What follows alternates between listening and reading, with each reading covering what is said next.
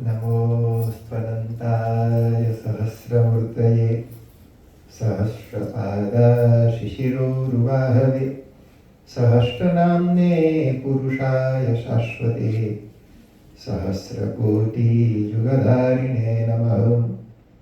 नमः कमलनाभाय नमस्ते जलशायिने नमस्ते केशवानन्द वासुदेव नमोस्तुते। वासनाद् वासुदेवस्य वासितं भुवनत्रयं सर्वभूताधिवासोऽसि वासुदेव नमोस्तुते। शङ्करं शङ्कराचार्यं केशवं बादरायणं सूत्रभाष्यकृतो वन्दे भगवन्तो पुनः पुनः। ईश्वरो गुरुरात्मेति मूर्तिभेदविभागिने व्योमवद्व्याप्तदेहाय दक्षिणामूर्तये नमः।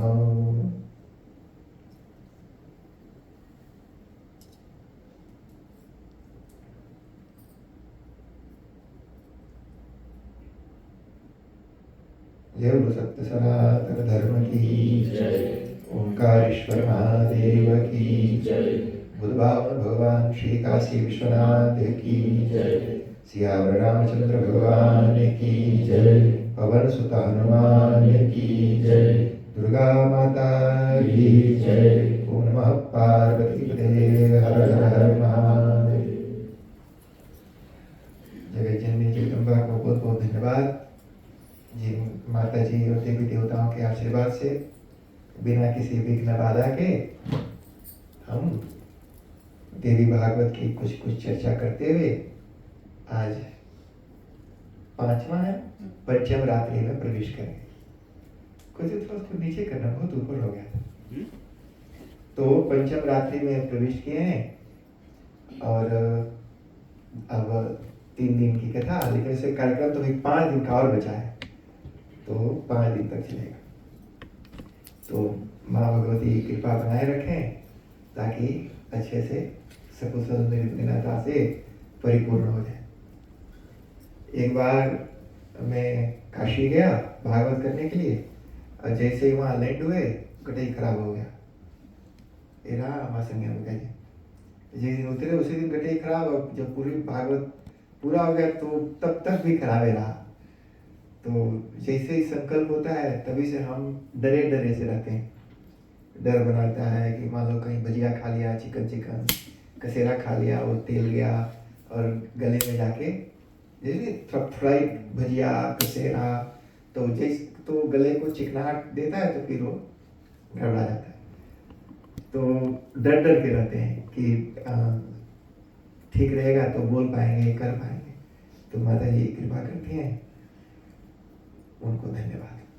हमारे सुजन शर्मा जी, शालिनी जी, मनीष काका रोज इसके बारे में बात करते थे। आ जाएगी, स्वागत है, वेलकम। और इशिका और कबीर हंसते मुस्कुराते सभी लोग संसार का सुख भोगे। हमारे आदरणीय अंबिका जी मतलब वो यहाँ बैठने के लिए तैयार है। मेरे आसन पर कब्जा करने के लिए रेडी है। वो उंगली जिसने सुनाया वो उंगली कटने तक की सुना होगा, हो सकता है उसके आगे रिकॉर्डिंग मैंने रोक दी थी। तो ये है, और वो वीटो पावर रखते हैं तो उनका वीटो पावर उधर रहता है। अरुण जी के बारे में तो अरुण जी और अंबिका जी और आशुतोष, आप लोगों को हृदय से धन्यवाद आपके प्यार के लिए। एक बात और आज पता चला कि उनको पैसा में इंटरेस्ट नहीं, प्यार में इंटरेस्ट है। तो कोई भी यज्ञ कराना चाहेगा तो उसको मैं बोलूंगा कि प्यार दो, खूब प्यार लुटाओ, अंबिका जी सब आगे करेगा। तो आपके धन्यवाद। हमारे सत्येंद्र शर्मा जी, निकी साहब, उनकी धर्मपत्नी, आप सबको भी धन्यवाद। और जितने भी लोग आप आए, हमारे आदमी खुशदीप जी हमारे टेक्नीशियन है, वो एक दिन मैंने देखा उसको खोल करके घुमा रहे थे। तो मैंने सोचा कि उनको बताऊं, तो दूसरे दिन मैंने देखा नहीं, बिना खोले घुमा रहे थे। तो बहुत सारी चीजें नहीं हम सीखते हैं, बहुत सारी चीजें एवरीडे हम कुछ न कुछ बिना बोले भी देखते हैं। कई लोग आकर के टांग अड़ाते हैं, कोरेक्ट करते हैं, खुदा खाली करते हैं। तो मैं मन में सोचता हूँ कुछ चुप पे बैठे रहो, धीरे धीरे अपने आप पे आदमी सीख जाता है। बहुत किसी को सिखाने और खुदा खाली करने की जरूरत नहीं है। तो धन्यवाद आपके प्यार के लिए। और मुझे याद आया कि हमने अरुण जी के लिए देवी भागवत की कथा की थी हनुमान मंदिर में। भूल गया था, याद नहीं था, क्योंकि बहुत साल हो गया नहीं, बहुत कम जगह होता है देवी भागवत। पर मुझे याद है कि वहाँ पर मैंने कुछ देवी भागवत की कथाएं सुनाई थी और कुछ थोड़ा बहुत सुजन शर्मा जी के घर पर उधर भी सुनाया था। पहली बार थोड़ा सा धीरे धीरे और इन डिटेल में कर रहे हैं। वैसे वहाँ प्रेशर में रहते थे टाइम का और इधर उधर, लेकिन यहाँ पर अच्छा है। आइए, तो कल तक जो आपने सुना कि महिषासुर ने वरदान मांगा कि मैं औरत के हाथ से ही मरूं। उसको लगा कि औरत कमजोर होती है, ककड़ी के रकम। ककड़ी क्या होता है उसका फोटो मैंने भेजा है सुजन शर्मा जी को भी, और हाँ फॉरवर्ड करिए सत्येंद्र शर्मा जी को। ककड़ी क्या है? ककड़ी कुकुम्बर की बहन का नाम है। हाँ, तो जैसे खीरा, तो खीरा और ककड़ी है ना, एक लड़का एक लड़की, तो कुकुम्बर की बहनी है, उसको ककड़ी बोलते हैं। तो खीरा से भी कमजोर होता है, इंडिया में बहुत होता है, थोड़ा सा ऐसे घुमावदार टेढ़ा मेढ़ा होता है, बड़ा नरम और मुलायम, येलो इस कलर का, थोड़ा सा येलो येलो। आज का ड्रेस कोड भी येलो, तो पीला पीला सा होता है। इंडिया में हम खूब खाते थे। यहाँ न्यूजीलैंड में पिकल देखा हमने उसका, ककड़ी का पिकल। ये जो मिडल ईस्ट वाले लोग हैं वो यूज करते हैं। तो बहुत नरम और मुलायम और पानी से भरा हुआ, गर्मियों में होता है, लोग उसको खूब खाते हैं, व्रत में फास्टिंग में भी खाते हैं, इजिली अवेलेबल है और बहुत सस्ता मिलता है।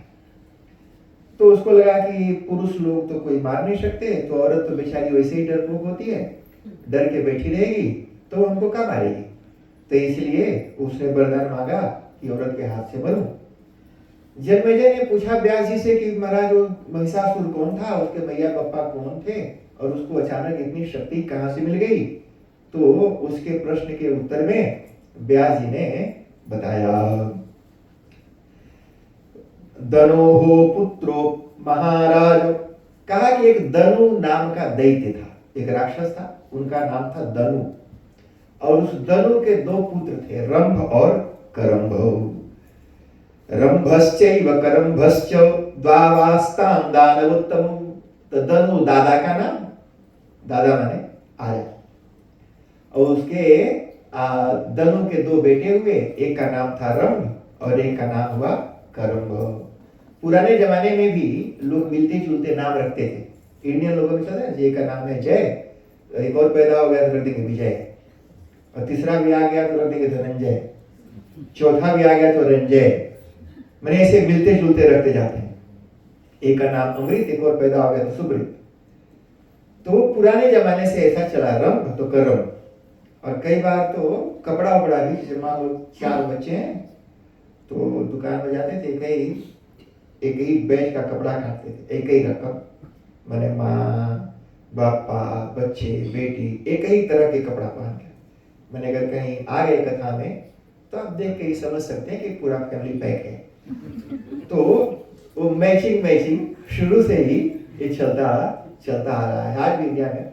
और अभी भी मैं यहाँ देखता हूँ, न्यूजीलैंड में भी बहुत सारे हमारे पीजी के जो लोग हैं वो ऐसे मैचिंग पहन करके आते हैं, उन्हें भाई और पप्पा भी मैचिंग का, तो पता चल जाता है कि वो एक ही जगह से आए हैं। तो रंभ और करंभ दोनों उनके पुत्र थे जी। दोनों ने बहुत सालों तक तपस्या की। अब क्या किया जी, करभस्तु जले मग्नश्चकार परमं तपः। तो जो करंभ था, करंभ अच्छा तप किया। तप का मतलब क्या होता है जी, तप नाम त्यागस्य, तप नाम आलोचनस्य। तप माने त्याग करना और विचार करना। जैसे त्याग माने शादीशुदा जीवन है, पुरुष ने किसी स्त्री से विवाह किया, तो स्त्री और पुरुष के बीच में जो संबंध है वो धर्म के अनुसार उचित है। और भगवान ने कहा वहां जो उन दोनों के बीच का जो संबंध है वो बोला मैं हूं, धर्मा विरुद्धो कामोस्मि, धर्मा विरुद्धो भूतेषु कामोस्मि भरतर्षभ। हे भरतर्षभ, पति पत्नी के बीच का जो संबंध है वो धर्म है और वो धर्म मैं हूं, मतलब वो पवित्र है, तो वो उसमें कोई दोष नहीं। लेकिन आज एकादशी है, तो इस एकादशी के दिन जो काम मुझे धर्म करने में कोई दोष नहीं लगता है, पुण्य है, धर्म है, फिर भी मैं मेरे सुख का त्याग आज करूंगा, क्योंकि आज एकादशी है। मैं ब्रह्मचर्य का पालन करूंगा, आज रामनवमी है तो ब्रह्मचर्य का पालन करूंगा, आज शिवरात्रि है तो मैंने अपने भोग का त्याग किया। हमको करना नहीं है, लेकिन हमने किया, तो क्योंकि मैंने मेरे भोग का त्याग किया इसलिए वो तब हो गया। अच्छा, हमने मेहनत से, परिश्रम से धन कमाया, पैसा कमाया और उस पैसे से भोजन इकट्ठा किया, तो भोजन पर मेरा राइट है।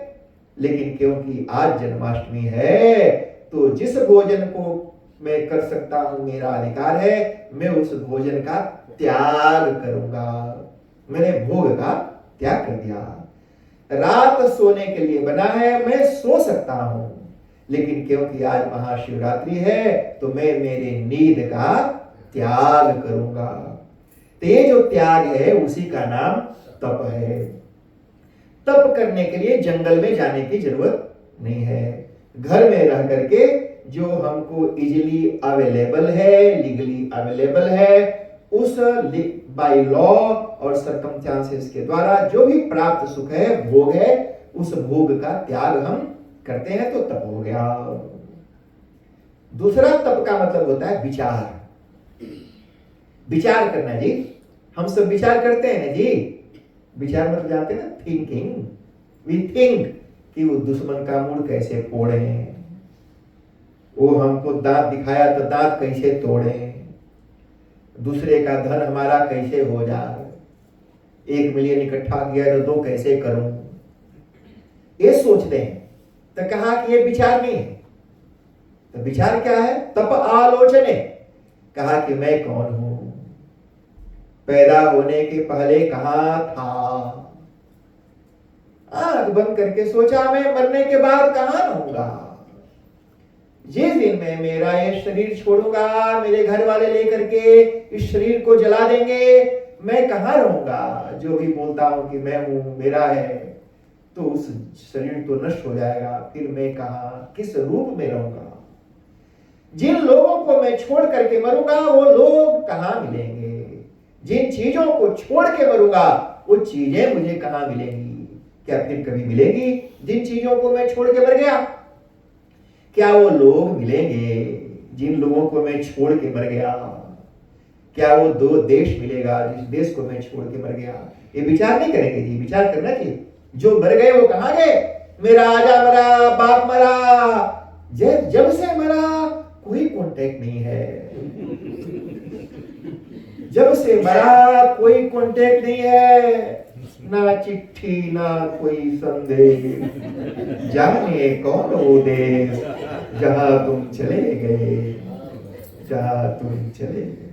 कहा जब से छोड़ के मरा, कोई कांटेक्ट नहीं, कोई एड्रेस नहीं दिया, कोई पता नहीं बताया कि हम उसको, अरे उसके लिए मैं खाना बनाता हूं, वो भी ले जाके घर के बाहर पेड़ के नीचे पत्थर पर धर के आ जाता।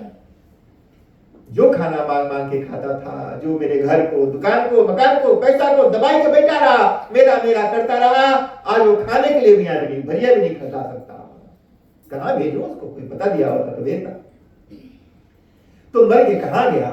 मैं मर के कहां जा? तो पैदा होने के पहले मैं कहां था, मरने के बाद मैं कहां रहूंगा? गहरी नींद में मैं जब सोता हूं तो पूरी रात मेरे दिल और दिमाग में वो सपने में नाचने वाले, घूमने वाले लोग कहां से आते हैं?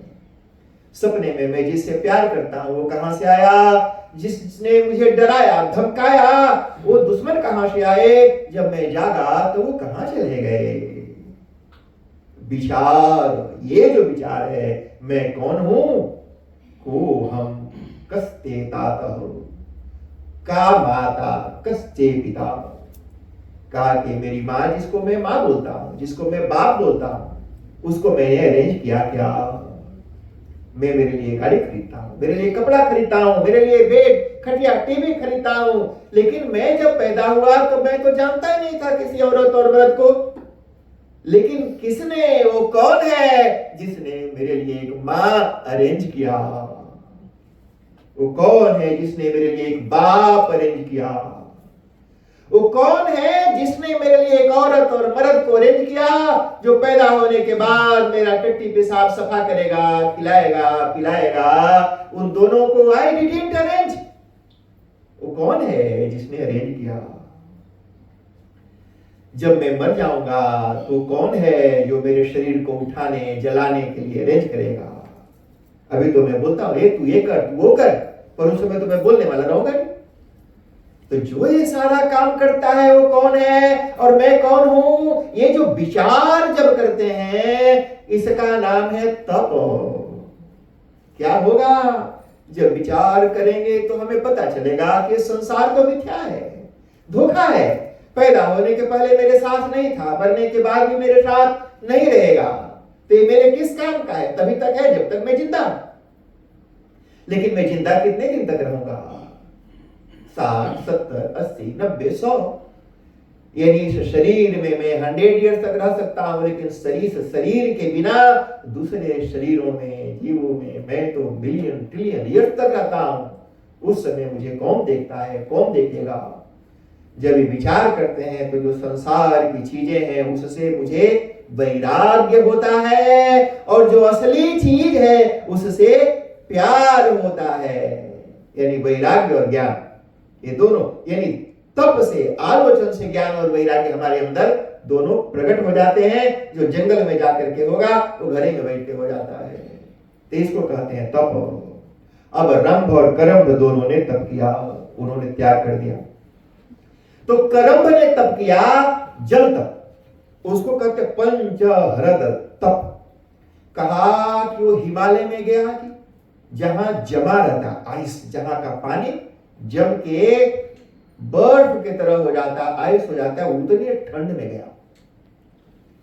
और उस ठंडे पानी में वृक्ष के नीचे करम्भस्तु जले मग्नश्चकार परमं तपः वृक्षं रसाल वटं प्राप्य। एक वट वृक्ष भी था वहां पर, उसके ऊपर भी आइस जमा रहता था, कहीं घाम वाम नहीं आता था। ऐसे उस पानी में डूब करके हजारों साल तक तप किया कि भगवान प्रसन्न हो जाए। जो दूसरा भैया था रंभ, तो एक ने ठंड में, इतने ठंड में जाकर के तप किया, और जो रंभ था उसने पंचाग्नि तप किया। वो गया वो राजस्थान के रेगिस्तान में, जहां पर 50-60 डिग्री तक टेम्परेचर, जहां पर नीचे का बालू भी आग के तरह होता है। रेगिस्तान का, यानी हम उसमें चना डाल दो तो बड़बड़ बड़बड़ फूट जाएगा वो बालू आग के। मैंने भुजा, आपको भुजना तो आगे जरूरत नहीं है, वहीं बालू में डाल दो भुजा जाएगा, इतनी गर्मी पड़ती। तो ऊपर से गर्मी 100 डिग्री टेम्परेचर जहां पड़ता है, एक अग्नि ऊपर, दूसरी अग्नि नीचे, और चारों दिशाओं में आग जलाया। चिता पंचाग्नि में 5 तरह से अग्नि से घिर गया। मैंने उस गर्मी में जब हम एसी चला करके रहते हैं, उस गर्मी में उसने east west north south front back left right चारों बगल धधकता हुआ आग जलाया। चारों बगल से आग का हीट, ऊपर से सूरज का हीट, ऐसे 5 तरफ से आग की गर्मी को बर्दाश्त करता हुआ हाउ टू बी काम, हाउ टू बी काम। ये तप है जी। जब सब कुछ हमारे हिसाब से हो रहा है तब तो हम दांत दिखाई नहीं करेंगे, तब तो I am very nice when things are favourable to me. लेकिन जब हमारे अगेंस्ट होता है तब वो दांत दिखाता, का दिखाता तो कहा ना वो नाइस नहीं है, नाइस है जी। इसी का नाम विवाह होता है। विवाह मतलब शादी करते हैं। आपने देखा होगा वो राजस्थान में पानी नहीं पड़ता, मिलता नहीं, वहां पर बहुत झूरा पड़ता है।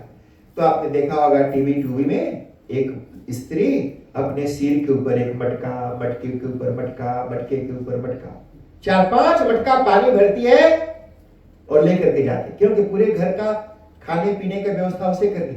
वो राजस्थान के रेगिस्तान में 5 मटका पानी भर के मुंह पर रखा है, एक मटका कांख में दबाया है, दूसरे कांख में एक छोटा बेबी को दबाया है, दूसरा बेबी पीछे उसका पल्लू खींच रहा है, पैदल चल रहा है, जगह नहीं उसको कहां रखेगी। एक कांख में एक मटका, दूसरे कांख में छोटा बेबी और मुंह पर इतना मटका, और ऊपर से गर्मी 50 डिग्री टेम्परेचर, और नीचे पैर में चप्पल नहीं, नंगे पैर वो अम्मा चल रही है। कितने ऑब्स्टिकल्स हैं उसके पास। मूड पर प्रेशर है पानी का, ऊपर से सूरज की गर्मी है, एक तरफ छोटा बेबी को कर रहा है, चिल्ला रहा है, भूख लगी है, दूसरे कांख से पानी दबाया, पीछे वाला भी पल्लू बार बार खींच रहा है, नीचे गोड़ उसका जल रहा है, इतने सारे थिंग्स उसके खिलाफ हो रही हैं, फिर भी उसके दिमाग में रिस्पांसिबिलिटी का एक बोध है कि पानी को लेकर के घर जाना है, खाना बनाना है। थोड़ा भी डिस्ट्रैक्ट हुआ तो बेबी छूट के गिर जाएगा, मटका गिर के फूट जाएगा, अगर पीछे ध्यान नहीं गया तो बच्चा रह जाएगा। इतने सारे ऑब्स्टिकल्स को हैंडल करता हुआ अपने टारगेट पर, अपने गोल को अचीव करना, वी माने विशेष रूप से, प्रॉपरली, नाइसली, केयरफुली, वह माने कैरी करना, किसी भी चीज को, संबंध को, रिलेशन को इतने जिम्मेदारी के साथ निभाने का नाम विवाह, विवाह, कैरी करना जी, निभा देना, ढो देना, उसको इतने जिम्मेदारी के साथ लेकर के जाना। एक पंचाग्नि तब वो भी तब करती है परिवार के लिए, और यहां पर रंभ ने भी तब किया, चारों बगल से आग जला करके और ऊपर से सूरज की गर्मी में बैठे रहे। ये इंद्र ने देखा, इनके तप से जो तेज निकला उससे स्वर्ग लोक भी जलने लगा, देवता लोग घबरा गए। गत्वा पंचनदे तत्र ग्राह रूपम चकारह, इंद्र को खतरा महसूस हो गया, कहा कि भाई ये इतना तप कर रहा है, कहीं ब्रह्मा जी आएंगे और मांग लेगा उनसे कि मुझे स्वर्ग दे दो, तो ब्रह्मा जी तो दे देंगे, फिर हमको तो घर खाली करके भागना पड़ेगा, इसलिए इसका तप ही विघ्न डाल दो। देवता लोग भी विघ्न डालते। अगर देवता लोग भी अपना कंपटीटर नहीं देख सकते तो संसार के लोग अगर कंपटीटर का टंगनी खींचने और तोड़ने में जुट जाए तो क्या आश्चर्य है। तो इसलिए देवता लोगों को भी कोई कंपटीशन बर्दाश्त नहीं, वो कंपटीशन में किसी को छोड़ना नहीं चाहता। पहुंच गए इंद्र वहां, मगरमच्छ का रूप धर के घुस गए उसी पानी में जिसमें वो घुस के तप कर रहा था जी, और उसका गोड़ पकड़ के खींचा। गत्वा पंचनदे तत्र ग्राह रूपम चकारह, वासवस्तु करंभम तम तदा जग्राह पादयोः, दोनों पैरों को जकड़ करके पकड़ लिया और पानी में घींच करके उसको मार दिया, उसकी हत्या कर दी, वो भैया मर गया उसका। अब निजघानतम दुष्टम करंभम वृत्रसूदनः भ्रातरम निहतम दृष्ट्वा, अब करंभ मारा गया, अब उसका भाई जो रंभ था, रंभ को बड़ा दुख हुआ, कहा कि अरे हम दोनों भाई तप कर रहे थे। क्यों तप कर रहे थे? क्योंकि धनु इसके जो बाप थे इसको भी इंद्र ने मारा था, इसलिए तप कर रहे थे कि हम तप करके शक्ति प्राप्त करेंगे और इंद्र से बदला लेंगे। अब मेरा भाई नहीं रहा तो मैं अकेले क्या बदला लूंगा, इसलिए अब जिंदा रह के क्या करूंगा, मेरे जीवन का जो मकसद था वो खत्म हो गया। तब जब जीने का कोई मकसद नहीं है तो फिर क्यों जिंदा रहूं, तो उसने निर्णय लिया कि अब मैं सुसाइड करूंगा। दक्षिणेन करेणोग्रम गृहीत्वा खड्गमुत्तमम्, चमचमाता हुआ तलवार राइट हैंड में लिया और लेफ्ट हैंड से अपना खोपड़ी पकड़ा और खच से अपना गर्दन काट करके जहां पर वो तप कर रहा था चारों बगल अग्नि जला के काट के उसी अग्नि में डाल देने के लिए खच से चलाया। तब तक अग्नि देवता निकल गए और अग्नि देवता ने उसका तलवार पकड़ लिया और उन्होंने कहा, उक्तस्य दैत्य मूर्खोसी स्वशिर संछेतुमिच्छसि, अरे तू तो बड़ा मूर्ख है, तू तेरा अपना गला काटना चाहता है, सुसाइड करना चाहता है? आत्महत्या विदुषाध्या कथम तुम कर्तुमर्हसि। तुमको क्या लगता है तू मर जाएगा तो सब ठीक हो जाएगा? यानी तेरे मृत्यु से तेरे जो जीवन का जो मकसद है, जीवन का कोई मकसद नहीं तो तू मरेगा। अच्छा सुनो, मरेगा तो क्या होगा जी? ध्यान देना, मृत्यु माने क्या? जिसे भूख लगती है वो मैं हूं। मैं माने मन। भूख किसे लगता है जी? मन को। अगर कोई कोमा में चला जाए, कोमा में कोई चला जाए तो उसको भूख नहीं लगेगी, क्योंकि उसका मन नहीं है। जैसे कोमा से बाहर आएगा भूखा उठेगा, तो भूख मन को लगती है। कोमा में चला गया उसको गरियाओ, गुस्सा नहीं आएगा, क्योंकि गुस्सा मन में है। जो कोमा में है उसको बोलो आई लव यू, नहीं बोलेगा, क्योंकि उसका मन वहां पर नहीं है। तो सारा जो सुख और दुख है वो मन में है। जिसको भूख लगती है वो है मन। Who feels hungry? I feel hungry माने I feel hungry. What does I mean? मन। I feel thirsty. What does I mean? मन। I feel sleepy. I माने मन। तो जिसको सुनो, मन feels and body fulfills. मन को भूख लगती है पर खाता है हाथ, मुंह, पेट, शरीर है। जिसको भूख लगती है वो भूखा रहेगा। यानी मैं भूख से, प्यास से, नींद से तड़पता हुआ रहूंगा, लेकिन मेरे तड़पन को, मेरे फीलिंग्स को फुलफिल करने का जो शरीर है वो तो यहां नष्ट हो गया रहेगा। इसी को यानी आत्महत्या मैंने प्रेत बन करके भटकूंगा। जीते जी जो दुख था, आत्महत्या के बाद उससे और कई गुना ज्यादा दुख मेरे पास होगा। अगर जिंदा हूं तो कोई बात नहीं, एक गोल खत्म हो गया, दूसरा गोल डिसाइड करूंगा। जिंदगी का एक मकसद खत्म हो गया, दूसरा मकसद फाइंड करेंगे। पर कुछ ना कुछ तो करेंगे ना जी। अगर जिंदा रहा तो मेरे पास कोई ना कोई रास्ता, कोई ना कोई तरीका तो होगा। कुछ भी तो करेंगे, लेकिन मरने के बाद तो सब कुछ खत्म। अग्नि देवता ने कहा तू मूर्ख है, सुसाइड करना चाहता, तेरे सुसाइड करने से तेरा बदला हो जाएगा क्या? या इंद्र के ऊपर कुछ फर्क पड़ेगा क्या? या तेरे सुसाइड करने के बाद जो लोग, कई बार लोग लज्जा की वजह से भी लोग सुसाइड करते, लोग क्या कहेंगे? अरे भाई लोग क्या कहेंगे? लोगों मान लो गरियाएंगे तो उनका गाली का जो दुख होगा, जो मेरे बारे में भला बुरा कहेंगे, उसको सुनकर के जो दुख होगा उससे तो कई गुना ज्यादा दुख होगा ना जी जब मैं प्रेत बन जाऊंगा। और जो लोग मान लो मेरे बारे में भला बुरा कहते हैं, अगर मैं जिंदा रहूंगा कुछ बुरा कर्म हुआ, अगर मैं जिंदा हूं तो कुछ अच्छा कर्म करूंगा। तो जो लोग गरिया रहे हैं वही लोग तारीफ करने लग जाएंगे, क्योंकि तो बिना पेदी के लोटा है ना जी सोसाइटी। तो सोसाइटी मैंने बिना पेदी का लोटा है नहीं, सोसाइटी मैंने कुछ नहीं, बिना पेदी का लोटा। अगर आपको उससे फायदा नजर आएगा, कल तक गरियाता था और आज फायदा नजर आएगा तो वही आपकी आरती उतारेगा। और जो आज आरती उतार रहा है, अगर आप कल से भरना गया तो वही कल पीछे गरियाएगा। तो सोसाइटी बिना पेदी का लोटा है। इसलिए सोसाइटी के लिए इन लोग क्या कहेंगे? बिना पेदी के लोटा के, बिना पेदी के लोटा के लिए सुसाइड ना ना। तो कोई भी प्रेशर नहीं, सोसाइटी के लिए भी नहीं। समाज मैंने क्या जी? What does society mean? मैंने इसका सुनो, मैं समाज हूं। समाज मैंने me, I am the society. मैं, सत्येंद्र शर्मा जी, सुजैन जी, अंबिका जी, खुशदीप, हम मिल गए समाज बन गया। मैंने मैं उसका एक यूनिट होना जी। I am one unit of the society. तो मेरे जैसे 10 लोग मिल गए तो एक समाज हो गया।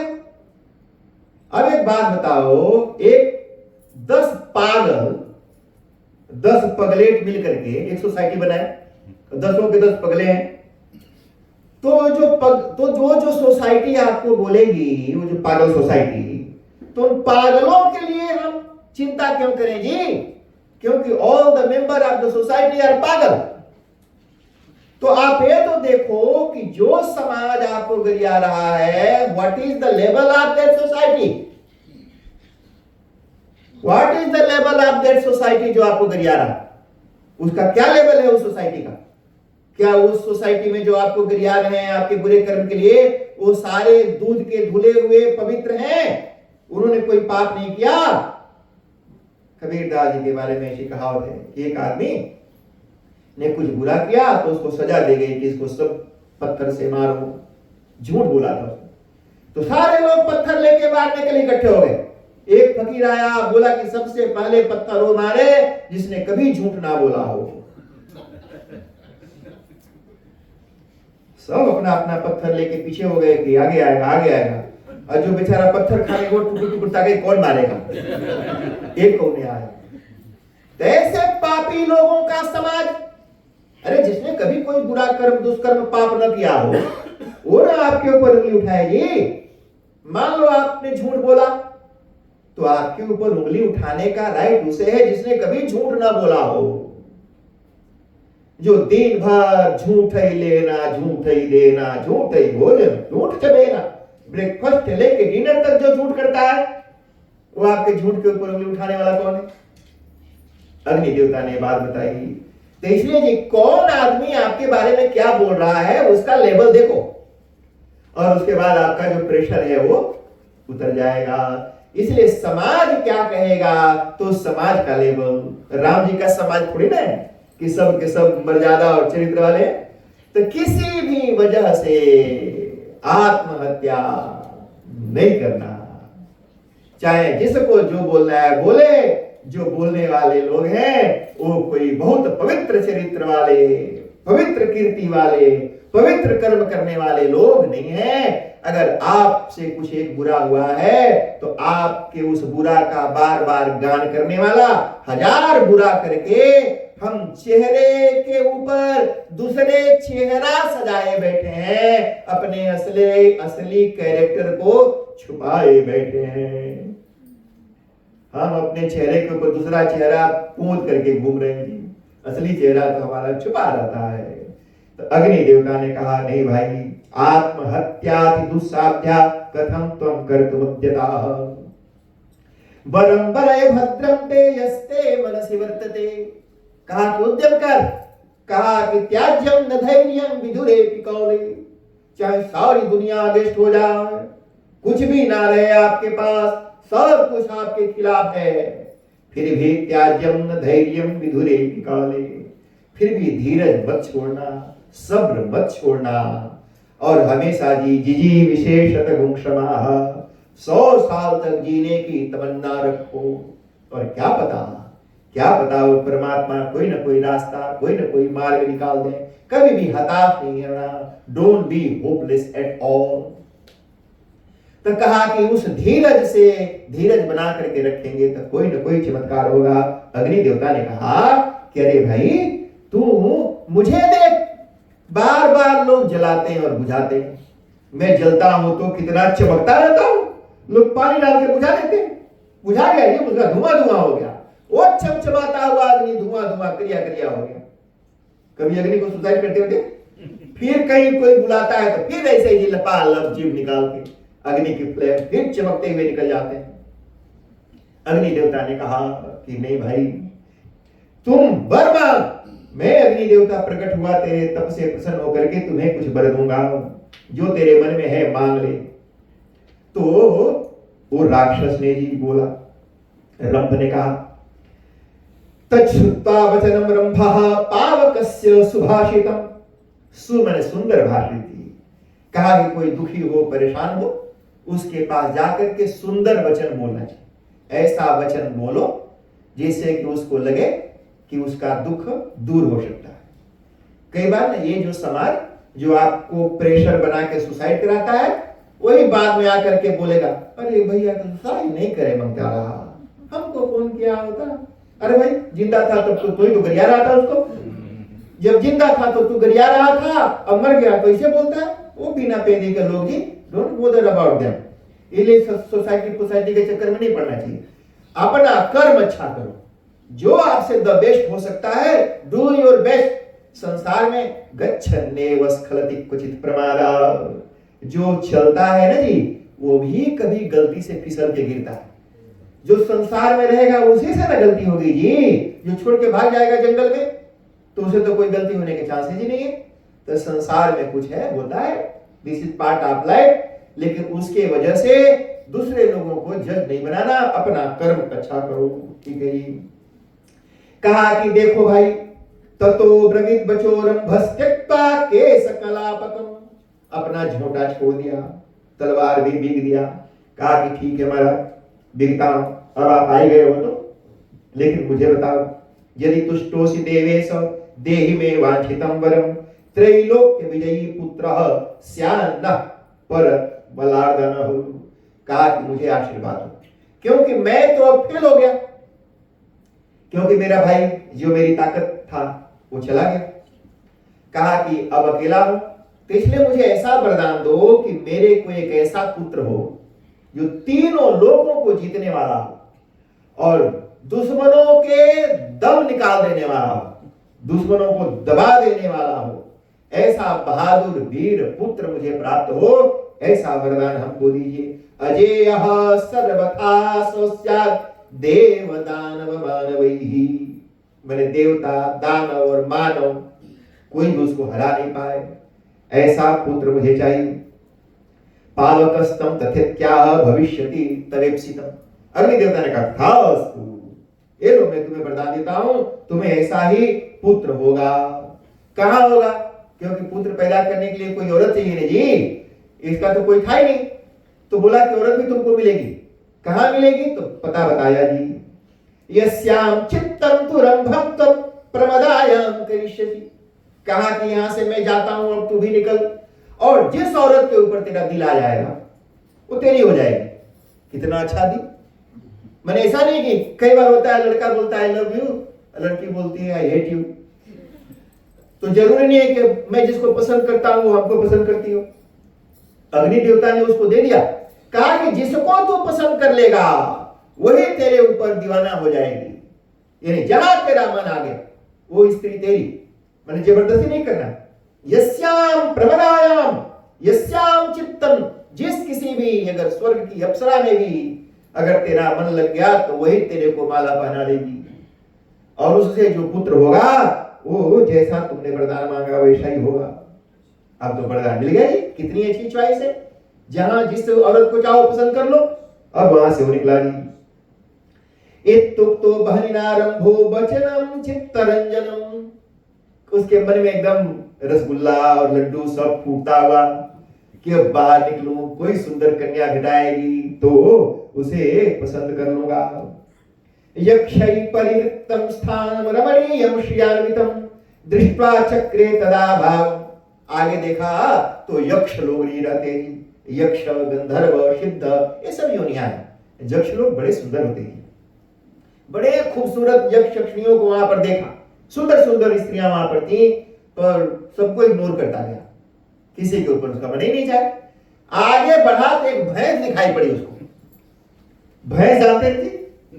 भैंस मतलब बफेलो, वो करीब की वाली जो होती है भैंस, बफेलो जो हाथी से थोड़ी छोटी, तो उसको भैंस कहते हैं। तो आगे बढ़ा तो उसको भैंस दिखाई पड़ी। अच्छा सुनो, इतनी सुंदर सुंदर औरतें थी, उसको पसंद नहीं आई, भैंस के ऊपर उसका दिल आ गया। तो भैंस के ऊपर उसका दिल आ गया, कहा कि ये भैंस अच्छी है, इसी से शादी कर लेता हूं। दृष्ट्वा चक्रे तदा भाव महिष्याम दानवोत्तमः। महिषी मैंने उस भैंस के ऊपर उसका मन आ गया, दिल आ गया, कहा कि यही शादी करूंगा इसी से। मत्तायाम रूपपूर्णायाम विहार्यन्याम च जोषिताम। और सुंदर सुंदर स्त्रियों और औरतों को उसने इग्नोर कर दिया। कहा कैसे जी दुष्ट लोग अच्छी अच्छी चीजों को छोड़कर बुरी बुरी चीजों पर ही मन लगा। कहा उनको समझाने में मूड नहीं मारना चाहिए। आप मक्खी को कितना भी समझाओ कि टट्टी पर मत बैठो, रसगुल्ला अच्छा है, वो मक्खी टटिये पर जाएगी। तो इसलिए मक्खी को समझाने की जरूरत नहीं है, वो जाए तो वहां पर इकट्ठा करके कहीं और से धर दो, आपका रसगुल्ला बचा रहेगा। तो इसलिए ऐसे नीच लोग ये जो समझना ही नहीं चाहते हैं, जिनके दिमाग में पहले से वो गंध भरा पड़ा है, ऐसे लोगों के ऊपर अपनी एनर्जी कहां वेस्ट करता है। वो जो चाहता है वही धरो वहां पर। हाँ उनको तो वो देखो जितनी सुंदर सुंदर अवेलेबल ऑप्शंस को छोड़कर वहीं पर चला गया। ये बात व्यास जी ने बताया। रंभोपि गमनम चक्रे भवितव्य प्रणोदितः, कहा कि भवितव्य भाग्य में जो लिखा है नहीं, मान लो भाग्य ने उसको प्रेरणा दी कि भैंस के साथ जा, वो भैंस को लेकर के जी सात गर्भवती जाता, वो भैंस भी प्रेग्नेंट हो गई। ताम गृहीत्वा पाताल, अब उस भैंस को लेकर के वो पाताल लोक में प्रवेश किया। वहां पर जब लेके गया तो एक दूसरा भैंसा, भैंस फेमिनिन जेंडर और भैंसा मैस्कुलिन जेंडर, तो भैंसा ने देखा कि तो हमारी बिरादरी की पता चल रही है, मैंने इसका हमारी ग्रुप की है, मैं भैंसा वो भैंस, और इसको कोई एक और आदमी जैसा दिखता हुआ आदमी लेके जा रहा है। कहा कि कोई दूसरे जाति वाला, वर्ण वाला, योनि वाला हमारी जाति वर्ण योनि बिरादरी के औरत को भगाए लेके जा रहा है। तो भैंस ही उसके ऊपर दौड़ा गया राक्षस को, वो भैंस उसके ऊपर दौड़ गया जी। कहा कि ताड़ितस्ते न तीक्ष्णाभ्याम श्रृंगाभ्याम हृदये वृषम, वो भैंसा जी ऐसे नुकीले दो सिंह, देखना वो लोग साउथ अफ्रीका सफारी जो है साउथ अफ्रीका सफारी, उसमें टाइप करना भैंसा दिखाएगा आपको, जंगली भैंसा, ऐसे जी हॉर्न उसके, वो अपने ऐसे दोनों सींग ले जाके वो राक्षस के छाती में भोंक दिया। कहा कि तुम हमारी भैंसिया को लेके कहां जा रहे हैं, ये हमारी है, और भोंक दिया। साबेगा तम तटम प्राप्य, कहा कि वो मर गया जी, राक्षस की मृत्यु हो गई। लेकिन उसकी जो पत्नी जो भैंस थी, मृते भर्तरिसादीना भयार्ता विद्रुपाभिषम, भरता, भरता मतलब चोखा नहीं, भरता माने भतार, बोलते नहीं फिजी में बोलते हैं भतार, इंडिया में बोलते हैं कि तुम्हारा भरतार कहां गया है। तो भरतार माने पति, हस्बैंड, हस्बैंड को संस्कृत में भरता कहते हैं, उसी से भरतार बनता है। और एक भरता है वो चोखा, चोखा को भी भरता बोलते हैं। क्यों भरता बोलते हैं? क्योंकि खाने से पेट भर जाता है, तो पेट भरता है इसलिए वो भरता है। और सुनो, पत्नी का भरण करता है इसलिए हस्बैंड भरता है, मैंने उसकी सारी जरूरत को पूरा करता है ना जी। जब कन्यादान करते हैं तो कन्यादान करते हुए जो लड़की का पिता है वो अपने होने वाले दामाद को बोलता है कि देख मैं ये कन्या तेरे को देता हूं, इसको ले जा, इसके साथ सुख से रहना। लेकिन सिर्फ लड़की नहीं ले रहा, आज तक इसकी जितनी रिस्पॉन्सिबिलिटी थी मेरे पास, बीमार पड़ती थी तो इलाज कराता था, भूख लगती थी तो खाना खिलाता था, पिक्चर देखना चाहती थी तो पिक्चर दिखाता था, घूमना चाहती थी तो घुमाता था। आज तक जितना काम मैं करता था, जितनी भी जिम्मेदारी मेरी थी, वो सारी रिस्पॉन्सिबिलिटी भी अब तेरे को देता हूं। मैं मेरे मूड का बोझा अब तेरे मूड पर देता हूं। तो कन्यादान मैंने खाली लड़की नहीं, उसकी सारी रिस्पॉन्सिबिलिटी का भी दान होता है। ये नहीं सोचना खाली लड़कियां लेके चले आए, पूरी जिम्मेदारी भी उसकी लेकर के आते हैं, इसीलिए उसको भरता कहते हैं, भरती। कहा कि स्थविरे रक्षन्ति पुत्राः पिता रक्षति कौमारे भर्ता रक्षति यौवने, स्थविरे रक्षन्ति पुत्रा नो स्त्री स्वातंत्र्यमर्हति। कहा कि जब वो छोटी रहती है तो पिता उसकी रक्षा करता है, उसकी सारी जरूरतें पूरी करता है। जब जवान हो जाती है तो यही काम पति करता है, जो अभी तक पिता करता था अब वो सारा काम पति करता है। और जब बूढ़ी हो जाती है तो बच्चे करते हैं। कहा कि स्त्री आजाद नहीं रह सकती, कहा कि कोई न कोई उसका रक्षक, भरण करने वाला, पोषण करने वाला उसके जीवन में हमेशा होता है। ये मनु महाराज का वचन है जी।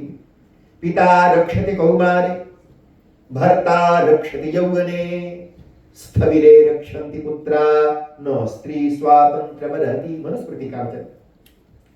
तो कहा कि ठीक है, अब अपना उसका जो भर्ता पति मर गया। अच्छा सुनो जी, शरीर का गुण से कुछ लेना देना नहीं, मतलब qualities are not dependent on body, कि भैंस का देह है कि गिद्ध का शरीर है कि कौआ का शरीर है।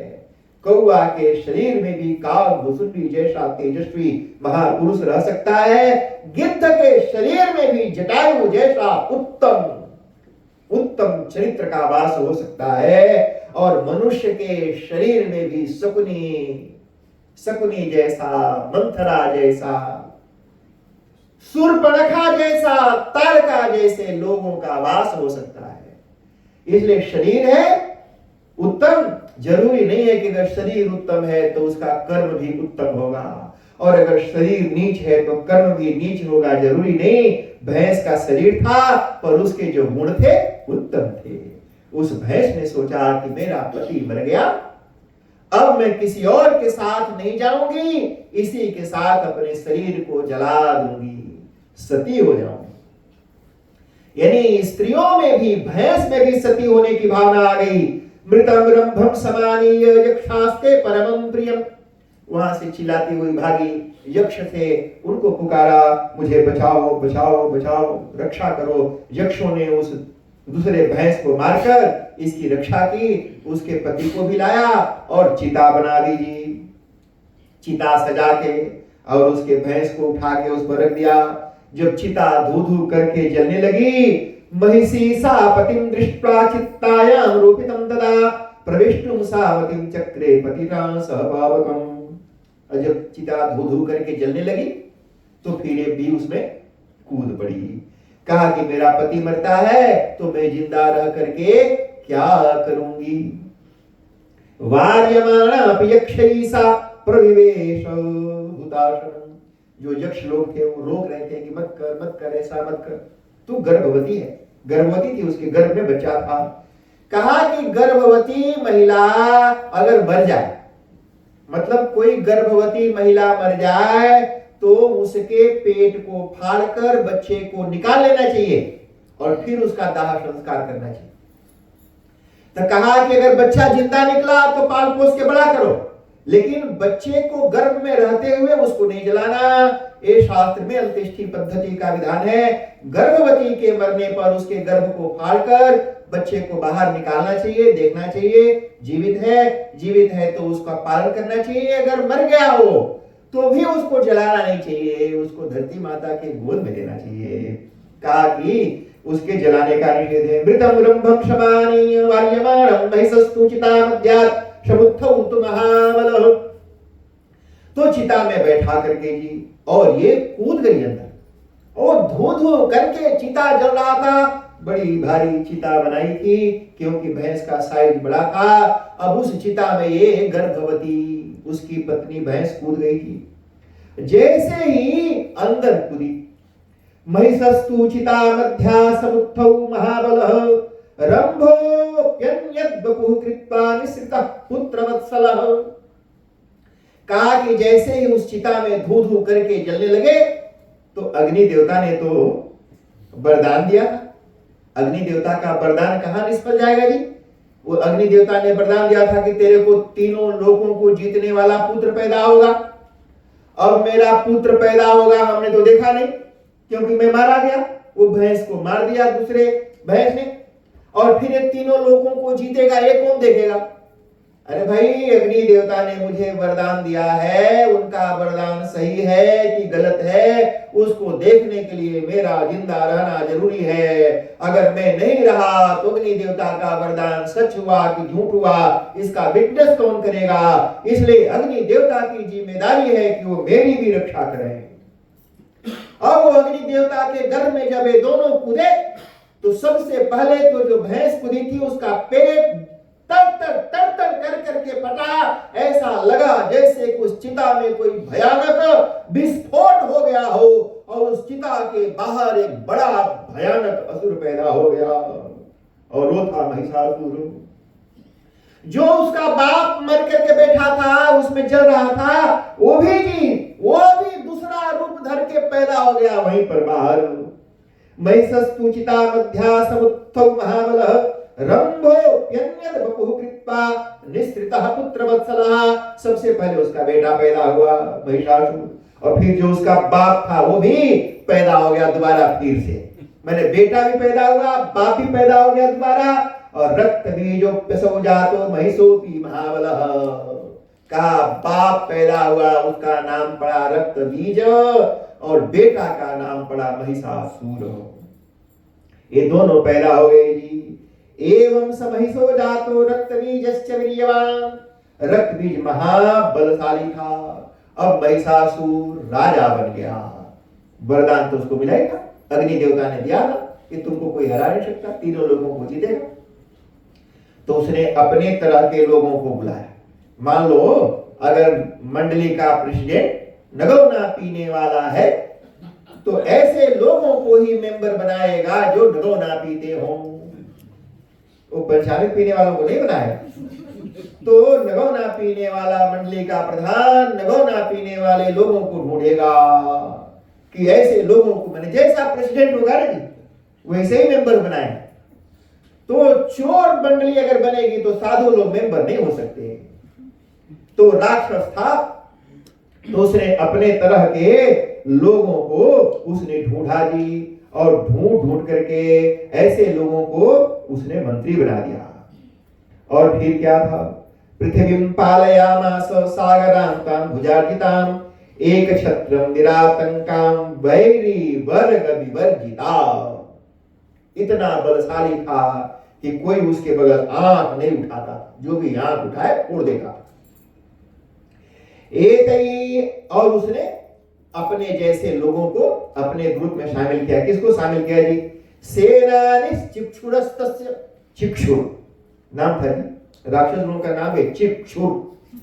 तो उसका नाम था चिक्षुर, बड़ा भयानक असुर था। उसको उसने अपना सेनापति, कमांडर, आर्मी का चीफ बनाया उसको। और धनाध्यक्ष तथा ताम्र, दूसरा था ताम्र, तांबा होता है ब्रास, ब्रास के रकम उसका कलर था। तो इसलिए उसको उसने कोषाध्यक्ष बनाया जी। कोषाध्यक्ष मतलब ट्रेडर, जो पैसा वैसा गिनने वाला। असिलोमा दूसरा था उसका, असिलोमा। एक था उसका विडालाक्ष, बिल्ली के रकम आंख था उसका, इसलिए उसका नाम पड़ गया विडालाक्ष। एक था वाष्कल, एक था कालबंध, एक था त्रिनेत्र, 3 आंखें थी उसकी। फिर करद, ऐसे ढेर सारे राक्षस असुरों को जुटाया और सबको उनके उनके रुचि के हिसाब से डिपार्टमेंट दे दिया। और फिर उसने अपने दूत को बुलाया, कहा कि जाओ अब इंद्र के पास। कहा कि धरती पर तो सारा था, वो हमने कब्जा कर लिया, अब और पाताल पर कब्जा पहले से था ही, अब बचा स्वर्ग। तो इंद्र को मैसेज भेजा जी, ब्रूहि शक्रम दिवा दिवंगत पानी शंकम सुर सन्निधौ। जाकर के शक्र को बोलो, क्या मैसेज क्या भेजा जी? राक्षस का मैसेज देखो इंद्र के लिए।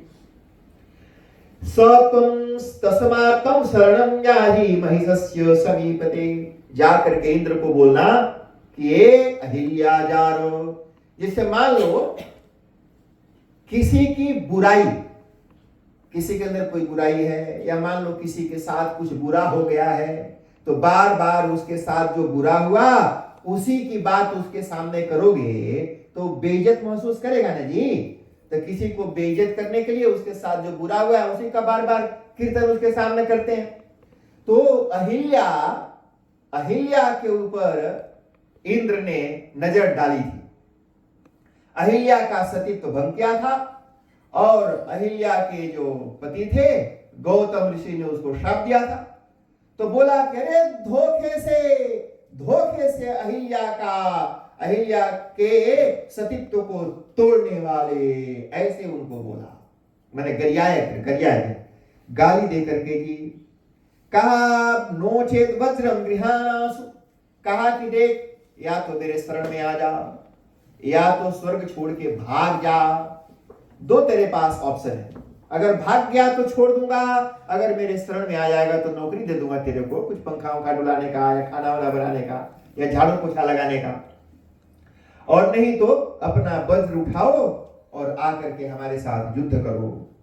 न जाने हम सुमंदात्मन जतस्त्वं वददर्पितः चिकित्साम संकरिष्यामि रोगस्यास्य प्रभोस्तवः।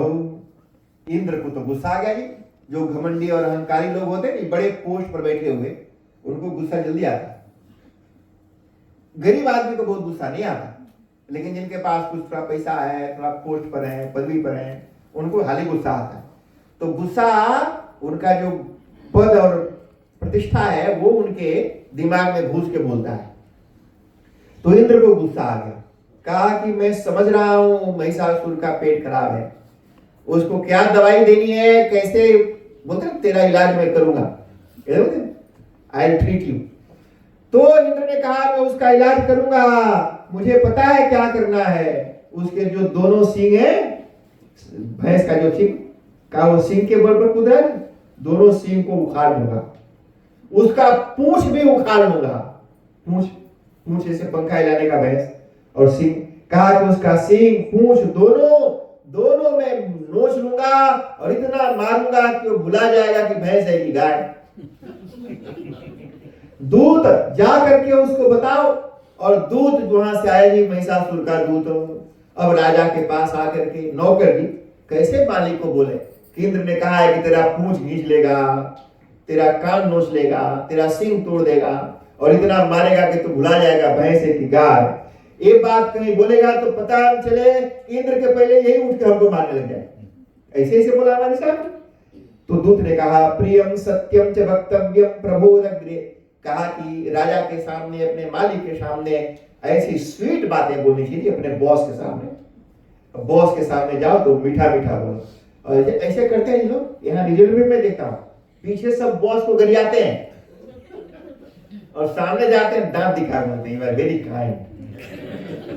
तो कहा कि उसी तरह से जी जो बॉस है उसके सामने मीठा मीठा बोलना चाहिए। केवलम, और सुनो, केवलम चेत प्रियम गुरिया, सिर्फ वही बातें बोलनी चाहिए जिनको सुन करके वो खुश होता हो। ऐसी बातें बोलना नहीं। अरे जिनके बॉसेज हैं सब सुन लो, हाँ जिनके बॉसेज हैं सुनो, उसके सामने वही बोलना जो सुन के खुश होता हो। भले उसका पेट फूल करके 2 मीटर आगे चला गया हो, उसको बोलना है यू लुक वेरी स्लिम। तो हमेशा ऐसी बातें बोलो जो सुन करके वो बॉस हैप्पी होता हो जी। ये यहाँ पर जी व्यास जी ने दूत उवाच, जो महिषासुर का दूत है उसने ये बात बताई। यादृशानि वाक्यानि तेनोक्तानि महीपते, कहा कि जिस तरह की बातें इंद्र ने बोली हैं वो सारी बातें मैं आपको बोल नहीं सकता। महिषासुर ने कहा बस बस मैं समझ गया उसने क्या बोला होगा, मैं समझ गया क्या बोला होगा। कहा कि देख उसकी कोई परवाह नहीं, मैं जानता हूं जो विष्णु है वो कपटी है।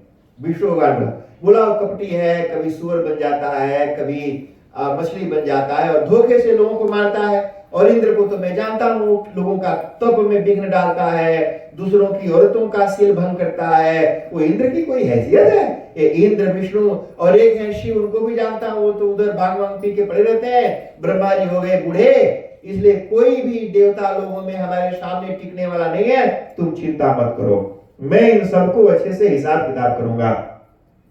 न मे भयम सूर्यभ्यश्च वरदानेन दानमो, कहा कि मुझे कोई डर नहीं है क्योंकि अग्नि देवता ने वरदान दिया। कहा कि मैं किसी से हारूंगा नहीं, और ब्रह्मा जी ने वरदान दिया कि किसी से बनूंगा नहीं। इसलिए चिंता की क्या बात है। श्रृंग्याभ्याम कुराभ्याम च जी, वो भैंसा उठ के खड़ा हो गया। पता नहीं आपने कभी किसी भैंस को या सांड को गुस्से में देखा है? क्या करता है जब गुस्सा आता है सांड, जब वो ताव में और जोश में आता है तो आगे के पैरों से ऐसे जमीन को बकोड़ता है और पूंछ को ऊपर उठाता है और पेशाब करता है, गोबर करता है। मेरे ऊपर से छर छर छर पानी और गोबर गिराएगा और खूर ऐसे नोचेगा और पूंछ ऐसे नचाएगा। तो कहा कि जानवर लोगों को अपना ताव और गुस्सा दिखाने का यही तरीका। तो भैंसासुर जी अपने राजमहल में ही, राज पैलेस के अंदर ही पूंछ उठा करके गोबर गोमूत करता हुआ और खूर पकोड़ता हुआ और तगाड़ा जी कहा कि मैं इन लोगों का ऐसे पैरों से जैसे मैं मिट्टी बकोड़ रहा हूं, इंद्र की छाती बकोड़ डालूंगा। और जो पूंछ पीछे ऐसे घूम रही है उसमें लपेट के उसको ऐसे पटकूंगा कि दोबारा पटकने की जरूरत नहीं पड़ेगी। ना हम तदवसवो नूनम भवेयम तदनंदनाः, ये देवता लोग मेरा कुछ बिगाड़ नहीं सकते। राक्षसों को बोला कि तुम सब तैयार हो जाओ। राक्षसों ने बोला कि हमको क्या मिलेगा? अरे कहा कि तुमको मिलेगा क्या? कहा कि वो स्वर्ग में सुंदर सुंदर औरतें हैं। उर्वशी मेनकारंभा घृताची तिलोत्तमा प्रमदा महासेना विश्रकेशी मदोत्कटा विप्रचित्ति प्रभृतयो नृत्य गीत विशारदाः। बड़ी सुंदर सुंदर अप्सराएं हैं, बड़ा सुंदर नाचती हैं, गाती हैं, वो सब तुम लोगों का मनोरंजन करेंगी। और वैसे ढेर सारी हैं, जिसको जो पसंद आए चुन लो, सब तुम्हारा रहेगा। और वहां पर खाने पीने के लिए बड़े अच्छे सुंदर सुंदर भोग हैं, जो खाना पीना है खाओ, जहां जाना है जाओ, ये सब तुम्हारा। हमको तो केवल बस राजा बनने से मतलब है। ये लालच दिखाया जी, किसी को काम कराना हो तो कुछ दिखाना पड़ता है, लालच वगैरह। सर्वे सज्जा, इसे तुम सब तैयार हो जाओ और मेरे साथ चलो जी। अब इधर से सेना बना करके महिषासुर पूरे अपने सेना को लेकर के हमला करने का प्लान बना लिया। अब उधर देवता लोग, उधर इमरजेंसी मीटिंग हुई, इमरजेंसी मीटिंग बुलाई गई और गुरु जी को बुलाया गया, जो देव गुरु बृहस्पति। कहा कि ऐसे कुछ संकट आए तो संकट में, क्योंकि जिसके ऊपर संकट है वो तो बेचारा घबराया रहता है, डरा हुआ रहेगा, घबराया हुआ रहेगा, डिप्रेस रहेगा, टेंस रहेगा। टेंशन में, डिप्रेशन में, घबराहट में दिमाग काम करता नहीं। इसलिए किसी न्यूट्रल व्यक्ति को बुला करके उससे एडवाइस लेना चाहिए, क्योंकि डिप्रेस, फ्रस्ट्रेटेड, टेंस व्यक्ति अच्छा डिसीजन नहीं ले सकता। इसलिए गुरु जी को बुलाया गया। गुरु जी आए और आकर के जी उन्होंने कहा, उद्यमः किल कर्तव्यो यथा बुद्धि यथा बलम दैवाधीनो भवे नूनम जयो वात पराजयः। उन्होंने इंद्र को कहा कि देखो, ऐसे हाथ पर हाथ धर करके बैठना ठीक नहीं है। कहा कि भले ही राक्षस को वरदान मिला है, बड़ा ताकतवर है, लेकिन फिर भी कोशिश तो करनी चाहिए, चाहे कितना भी दुख आ जाए। अब ये हमारा दुख कभी दूर नहीं होगा, ऐसे हताश होकर नहीं बैठो, अरे कोशिश करते रहो, कोशिश करते रहना चाहिए जी। हमारे यहाँ एक था जी मोहम्मद गोरी, हमला किया भारत के ऊपर, अटैक किया, बार बार हमला करता था, बार बार हार जाता था। ऐसे 16 बार हमला किया और हार गया जी। 17वीं बार फिर चढ़ाई की, तो एक डर के भाग 16वीं बार जब हारा तो भाग करके छुपा था गुफा में। उसने एक चींटी को देखा, एक चींटी अपने मुंह में कुछ खाना दबाए आइस के ऊपर पहाड़ पर चढ़ती थी, फिसल के गिर जाती थी, चढ़ती थी, फिसल के गिर जाती थी। 16 बार वो चींटी खाना दबाए ट्राई की, फिसल के गिर गई। 17th बार ट्राई की और चढ़ गई। और इसको उसने मुसलमान ने देखा, कहा करे मैं तो भी 2-3 बार ट्राई किया, ये देख चींटी 17 टाइम ट्राई की, लगा रहा जी, और 17वीं बार वो जीत गया। कहा किस लिए छरैवेति विघ्नै पुनै पुनैरपि प्रतिहन्यमाना प्रारब्धचोत्तम जना न परित्यजन्ति। कहा क्यों बहादुर उत्तम लोग बार बार विघ्न आने के बाद भी अपने उत्तम कार्य को छोड़ते नहीं है, वो लगे रहते हैं।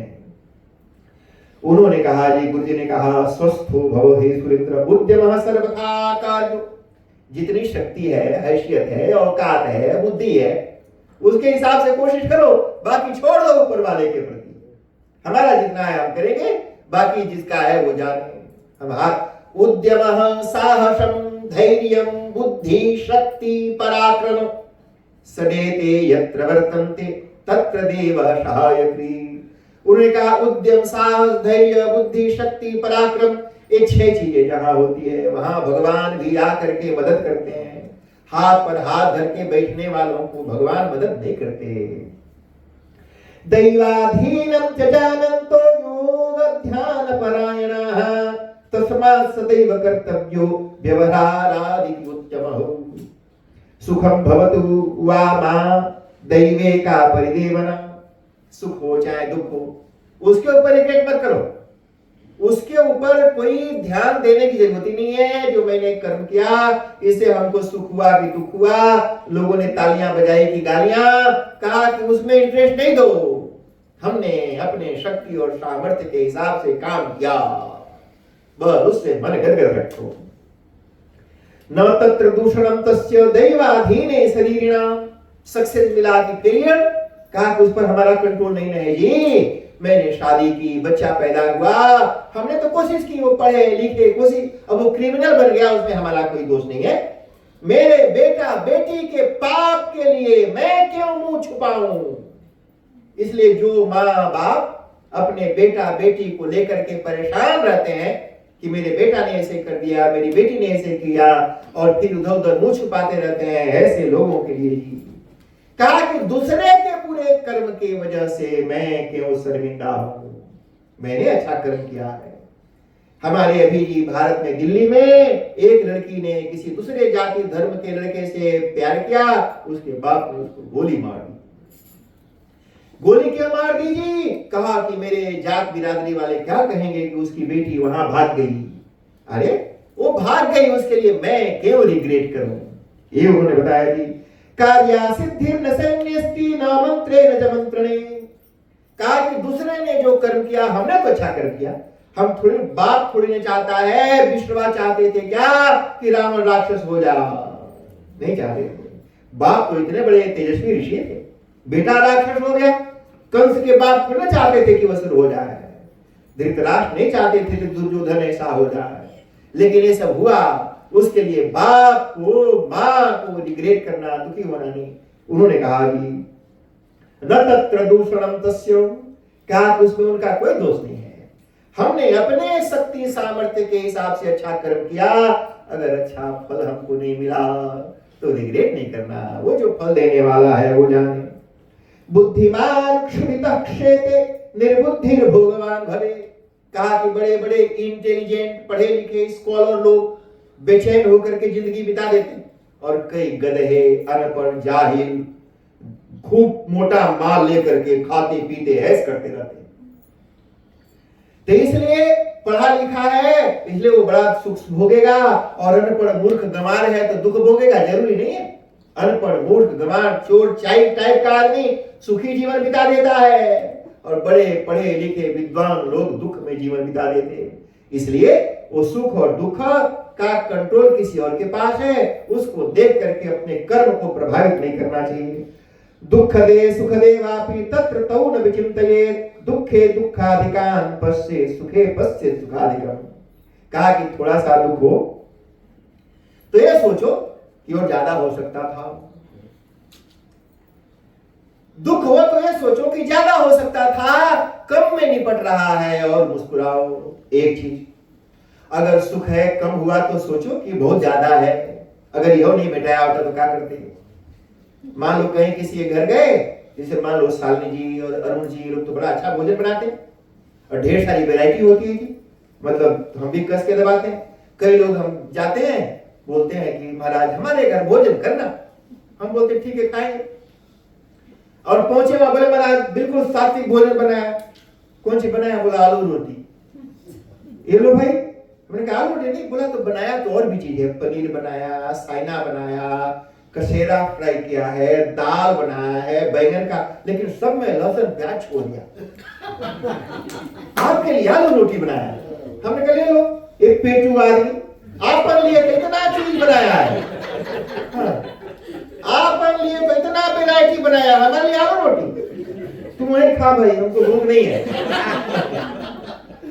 हाँ ऐसे लोग भी होते हैं, ऐसे लोग भी होते हैं। आप लिए हमने कहा तुम आप लिए आलू रोटी बनाया होता लहसुन मिर्चा डाल के, और हमारे लिए सारा वैरायटी बनाया होता बिना लहसुन प्याज के, तब तो पता चलता कि तुम्हारा प्यार है।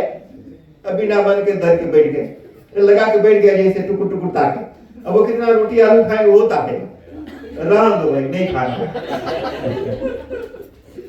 तो कहा बुद्ध में योजयेनो न भवितव्यम सुराधिपो। कहा कि अपना उद्योग करो, अपना प्रयत्न करो, उसका फल क्या होगा उसमें मूड मत मारो। भगवान श्री कृष्ण ने यही बात अर्जुन को कहा, कर्मण्येवाधिकारस्ते मा फलेषु कदाचन मा कर्म फल हेतुर्भुर मा ते संगोस्त कर्मणि।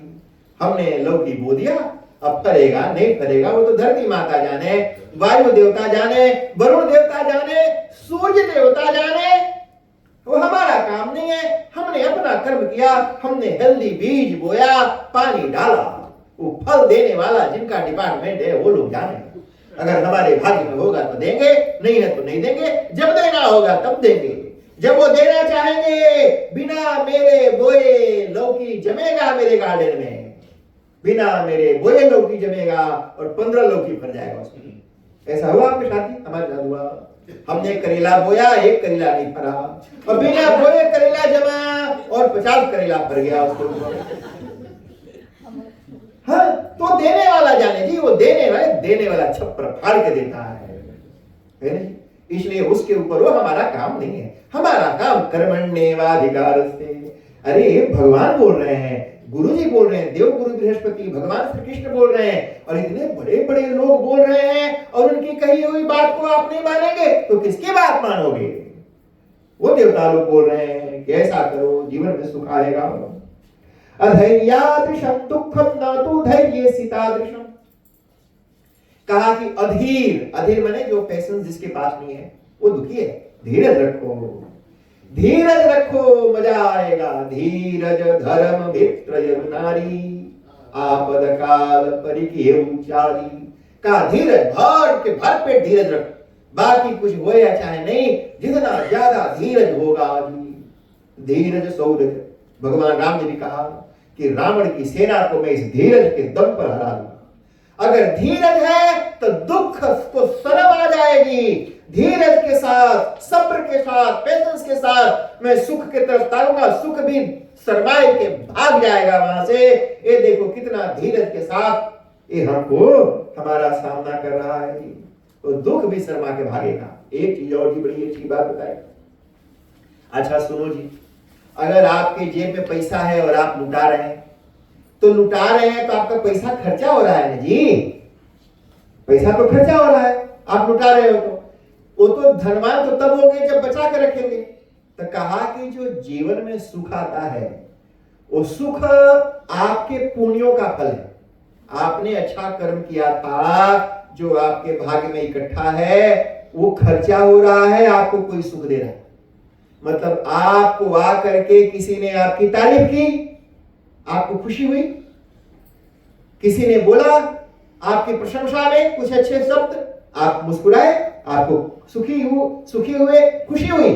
सुनो, तो जिसने तारीफ की आपकी, जिसने आपको खुश किया, उसने आपके पुण्य को घटा दिया, क्योंकि आपके पुण्य के फल रूप आदमी या औरत आया और आपको खुशी दे करके गया, तो आप कंगाल हो गए, पुण्य कम हो गया। और जो गाली देने आया वो आपका पाप घटा गया। अच्छा जी, अच्छा एहसान हमारे ऊपर कौन किया? गरियाने वाला या ताली बजाने वाला? तो गाली देने वाला आएगा, दुख देने वाला आएगा, मुझे बेइज्जत करने वाला आएगा, वो मेरे पाप को घटाएगा, और सुख देने वाला मेरे पुण्य को घटाएगा। ये देव गुरु बृहस्पति ने कहा कि ऐसे सुख देने वालों से दूर रहो, तेरे पुण्य को कम करेंगे, दुख देने वाले तेरे पाप को कम करेंगे। जब तेरा पुण्य बढ़ता रहेगा और पाप घटता रहेगा, तो पुण्य इकट्ठा होने से छोटे मोटे सुख के बदले तेरे को स्वर्ग का सुख प्राप्त होगा। अगर स्वर्ग का सुख प्राप्त करना चाहता है तो छोटी मोटी खुशी के लिए अपने पुण्य को खर्चा मत कर, गालियां खाओ। तो इस तरह से देव गुरु बृहस्पति ने ये बात बताई थी। ये सोच ही है ना जी, सोच ही ना हमको दुखी करती है। हमने एक्सपेक्ट किया कि वो मुझे देख करके मुस्कुराए, राम राम बोले, और वो मुझे देख के मुंह घुमा लिया, तो मेरा मुंह लटक गया। तो उसको जो राम राम करना था, मेरा स्वागत करना था, वो मुझे देख के मुंह घुमा लिया, इग्नोर कर दिया। ये मेरी सोच है। तो मेरी सोच की वजह से मैं दुखी हो गया। पहले से सोच के जाओ कि वो मुझे गरियाएगा और मैं मुस्कुराऊंगा, ये मेरा पाप कटेगा। मैं मेरा पाप कटाने के लिए आया हूं, मैं मेरा पाप कटाने के लिए जा रहा हूं, पाप खर्चा करने के लिए जा रहे हैं। सोच के जाओ, मजा आएगा आपको। केवल सोच बदल दो, डू लिटिल बिट करेक्शन, थोड़ी सी करेक्शन करो को मुझे बेइज्जत नहीं कर रहा, मुझे गाली नहीं दे रहा, वो मेरा पाप घटा रहा है। ये छोटे से खोपड़ी में करेक्शन करने से, जिससे मैं अभी तक दुखी हो रहा था, उन्हीं चीजों से मैं खुश होने लग जाऊंगा। और ये देव गुरु बृहस्पति ने ये बात बताई थी। सुखम भवतु वा भवतु मा वा दैवे का परिदेवना, दैवाधीने तु संसारे कामं का परिदेवना।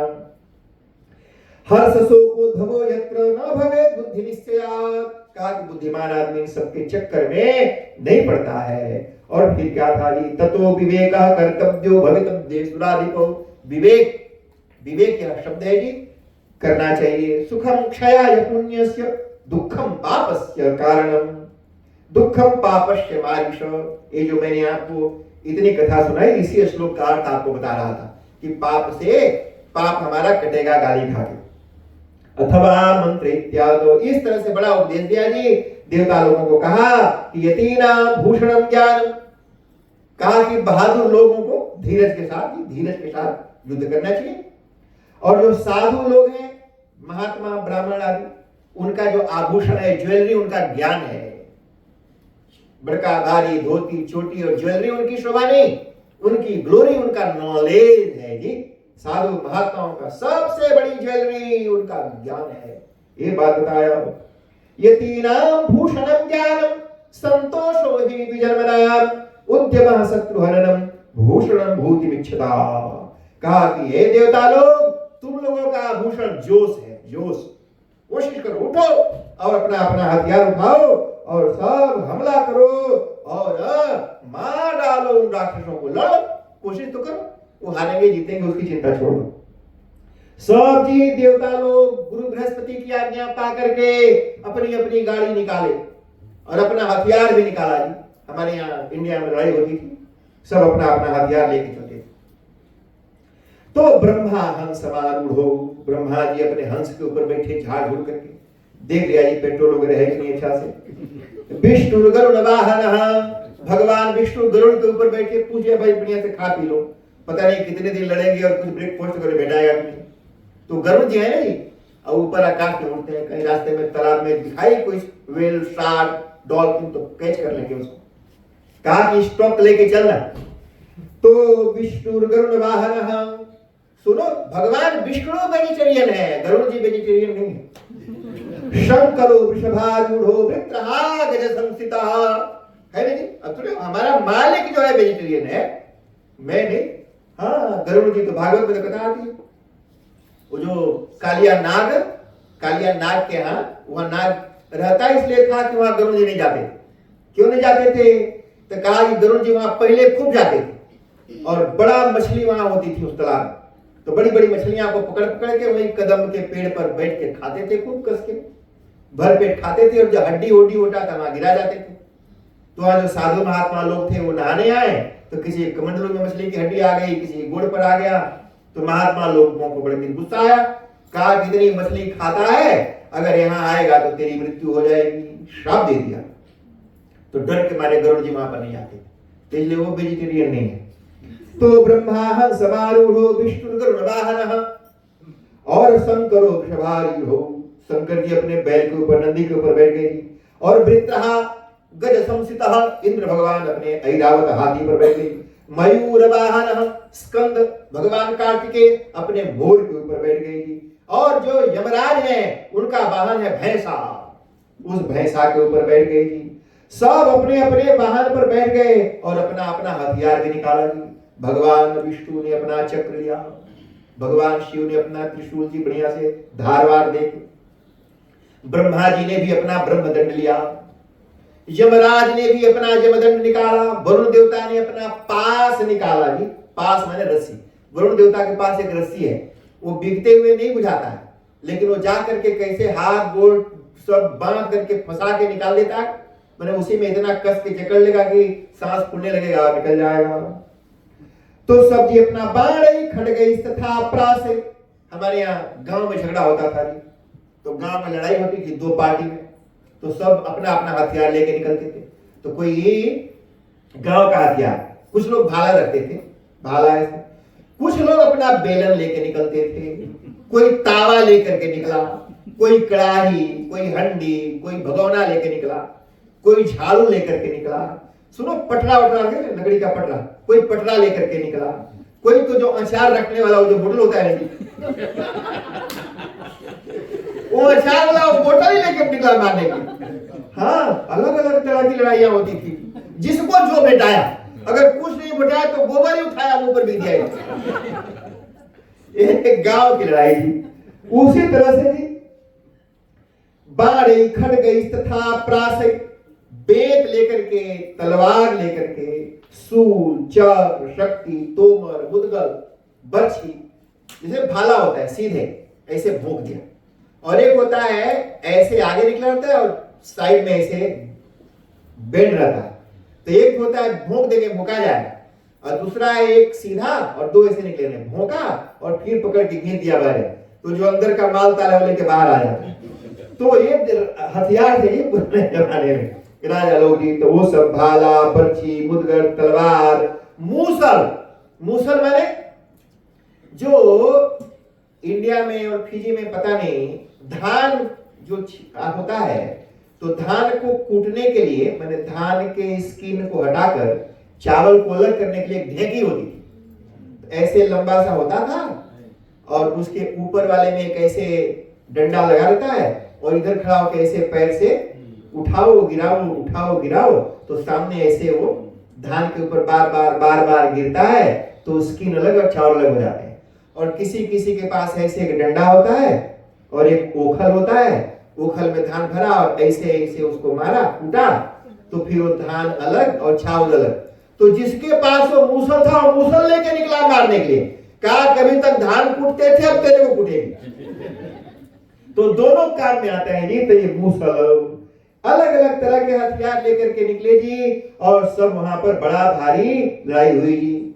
इधर से जो महिषासुर था, महिषासुर के तरफ से बिडाल, चिक्षु, ताम्र, अंधक, त्रिनेत्र, ये जितने भी राक्षस थे सब बोले जी। सबसे पहले ताम्र गए हाथी लेकर के, हाथी पर चढ़ के गया। इंद्र ने उसको देखा, इंद्र को बड़ा गुस्सा आया। इंद्र के पास तो वज्र है, गदा है, वो अपने हाथी से कूदे जी हवा में। ऐसे इंद्र हवा में कूदे और अपना गदा से एक गदा उसके ताम्र के हाथी के मूड़ पर मारा। वो हाथी तो चाई करके गिरा, और हाथी के ऊपर बैठा ताम्र भी गिरा। कहा कितना जब्बर हाथी को बेहोश कर दिया, तो मुझे पता नहीं क्या करेगा। वो वहां से भाग गया, तो ताम्र भाग गया, बिडाल भी भाग गया, चिक्षुर भी भाग गया। और फिर महिषासुर को पता चला कि ये राक्षस देवता लोग सब वहां पर आए हैं और मार के सबको भगा रहे हैं। तो महिषासुर कहा करे अरे डरो मत, चलो मैं चलता हूं। महिषासुर अपने सभी राक्षसों को लेकर के और आ गया जी। और चकार तदा दैत्यो माया मोह करिम तदा, एक शांबरी माया का प्रयोग किया। माया है माने जादू है, जो होता नहीं है वैसा होता हुआ दिखाई पड़ता है। ऐसे शांबरी माया को चलाया, तो जितने भी राक्षस थे सब महिषासुर के रंग दिखे। माने जहां देखो वहां महिषासुर दिखाई पड़े। अब एक महिषासुर शिव भगवान से लड़ रहा है, एक महिषासुर ब्रह्मा जी से लड़ रहा है, एक महिषासुर इंद्र से, जम से, ये सब लड़ाई होने लगी जी। अब क्या था, महिषाख्यो महावीर सेनानिश्चुक्षुरस्तथा, और असिलो मात्र नेत्रश्च बाष्कलो बाष्कल अंधक, बड़ा भारी लड़ाई हुई। गृहीत्वा परिघम सिरजे जगान मधुसूदन, कहा कि परिघ माने वैसे ही मूसल जो धान कूटने वाला लेकर के वो महिषासुर कूदा, और कूद करके भगवान विष्णु के छाती पर बड़ा जोर से मारा, और इतना जोर से मारा कि भगवान विष्णु को मूर्छा आ गई जी, बेहोश हो गए। वरदान तो मिला ही था इसको कि मरेगा तो नहीं, तो भगवान को मूर्छा आ गई। जगाम सम्मुखस्तातम संग्रातम तु महाभुज, गरुणंच नखाखाते कृत्वा विरप्लुतम। गरुड़ ने देखा कि ऊपर मेरे जो स्वामी हैं वो बेहोश हो गए, मूर्छा आ गई उनको। तब स्वामी के ऊपर संकट है, तो उनके जो सेवक हैं उनका धर्म है कि उसकी रक्षा करें। धातः किमेत दखिलार्ति हरांगुजनमो, जनवाहि वीक्षण दयां कुरुते सुरांजत, संपीडितान रणजितान थाद्यपेन स्थानाच्युतान गिरिगुहा कृत संवितान। कहा कि सभी देवता लोग जहां देखो वहां पर इधर उधर भाग रहे। विष्णु भगवान बेहोश हुए तो गरुड़ जी लेकर के उनको भागे। उधर भगवान शिव अपना त्रिशूल लेकर के आए, अपना त्रिशूल चलाते तब तक महिषासुर ने दूसरा त्रिशूल लेकर के भगवान शिव के ऊपर ही चला दिया। भगवान शिव भी घायल हो गए। बुद्धिमान लोग थे। सुनो, ऐसा दुश्मन जिसको हराना संभव ना हो, एनिमी, ऐसा कोई एनिमी है यू थिंक इम्पॉसिबल कि वो हारेगा नहीं। ऐसा दुश्मन जिसको जीता ना जा सकता हो, हराया नहीं जा सकता हो, ऐसे दुश्मन को छोड़कर खुद ही भाग जाना चाहिए। बहादुरी के साथ भाग जाओ, बहादुरी के साथ उस दुश्मन को पीठ दिखाओ, भाग जाओ। भागना है बहादुरी है। हाँ, भागने, सुनो, लड़ने के लिए कम बहादुर होना पड़ता है, भागने के लिए ज्यादा बहादुर होना पड़ता है। ये सच्ची बात आपको बताता हूं। गारी खा के गरिया देने के लिए बहादुरी जरूरत नहीं है, लेकिन गारी खा के मुस्कुरा देने के लिए यू हैव टू बी बहादुर। गारी खा के मुस्कुराने के लिए, जो गारी खा के फोड़ देता हो बहादुर नहीं, गारी खा के जो मुस्कुरा देता हो असली बहादुर वो है जी। तो देवताओं ने सोचा कि बहादुरी के साथ भागो यार, क्योंकि हारेगा तो नहीं, क्योंकि वरदान मिला हुआ है, तो इसको हारेगा नहीं, इसलिए यहां से भागो। सभी देवता लोग भागे जी और जाकर के ब्रह्मा जी के पास गए और ब्रह्मा जी की प्रार्थना की और ब्रह्मा जी से कहा कि आप तो सबके पिता हैं, पितामह हैं, दया नहीं आ रही। तो महिषासुर सभी राक्षसों को भगा के स्वर्ग के ऊपर कब्जा कर लिया। मतलब जितने देवता लोगों के बेडरूम थे सब में राक्षस घुस गए, उनके जो पत्नियां थी, जो प्रेमिकाएं थी, सबको राक्षसों ने कब्जा कर लिया। देवता लोग भाग गए। जितना भी फूड सप्लाई था देवता लोगों को, फूड सप्लाई का जो चेन था उस पर कब्जा कर लिया।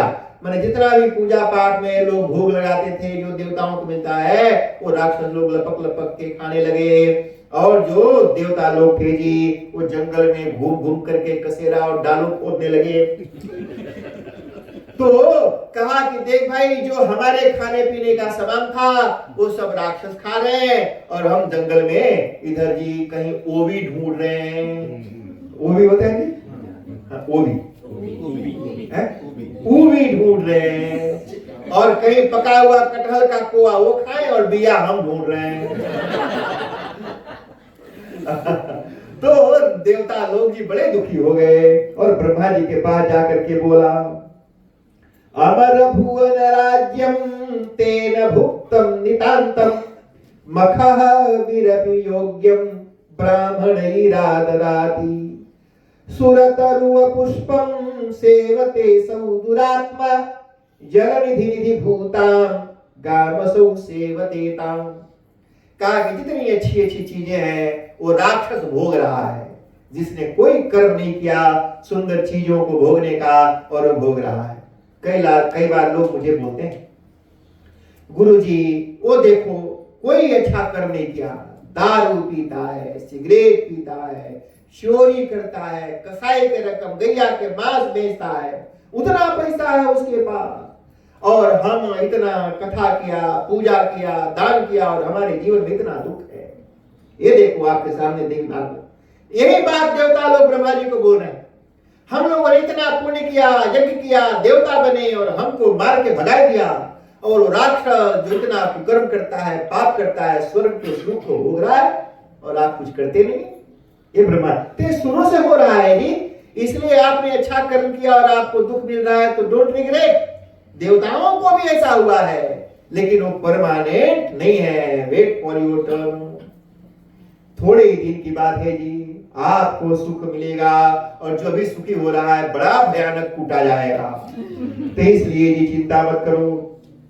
आसनानि पृथक दत्ता तेभ्यो प्रजापति। ब्रह्मा जी ने कहा कि अच्छा देखो भाई, अब मैं तो काफी बुजुर्ग हो गया, चलो शिव भगवान के पास चलते हैं। सब देवताओं को लेकर शिव भगवान के पास गए, कहा कि उनसे भी परामर्श लेते हैं, कि बुद्धि के देवता हैं। भगवान शिव ने सबको बढ़िया उचित आसन दिया, सबको बैठाया, चाय पानी पूछा, और कहा कि महाराज कैसे आप लोग पधारे, क्या आपकी सेवा करूं। सभी देवताओं ने कहा कि महाराज आपको तो पता ही है, हम सब लड़ने के लिए गए थे, महिषासुर ने सबको मार मार के भगा दिया, हम कुछ कर नहीं पाए, तो आप कुछ बताओ कि हम लोग क्या करें। भगवान शिव ने कहा, आपको पता है कि उसको केवल औरत ही मार सकती है, इसलिए हम लोगों को फिर से लड़ने के लिए जाना बेकार है, क्योंकि मरेगा नहीं, हराई देगा। अब ये सोचो, का समर्था वरा नारी। अब ये सोचो किसकी बीवी दमदार है, किसकी बीवी बहादुर है, जो जा करके उसको मार दे। ब्रह्मा जी को पूछा, सरस्वती जी को पूछो। सुनो जी, पढ़े लिखे लोग लड़ाई झगड़ा नहीं करते। तो पढ़े लिखे लोग बोला सरस्वती जी, कहा कि नहीं नहीं वो तो भाषण कर सकते हैं, लड़ नहीं सकते। तो कहा पढ़े लिखे लोग लड़ते नहीं, सरस्वती नहीं जाएंगी। कहा लक्ष्मी जी से पूछो, पैसा वाले लोग डरते बहुत हैं। तो जो पैसा वाले हैं डरते बहुत हैं कि इतना माल बटोर के रखा है, मर जाएगा तो फिर क्या होगी, वो सब छूट जाएगा। वो बड़ी गाड़ी, वो महंगी साड़ी और वो नारी सब छूट जाएगा। तो पैसा वाले डरते बहुत हैं। कहा कि हमारी वाली, भगवान श्री से पूछा पड़ा अपनी वाली, कहा कि भाई बीवी तो खाली हस्बैंड से लड़ सकती है, बाकी किसी से नहीं लड़ेगी वो, इसलिए कोई भी नहीं जी।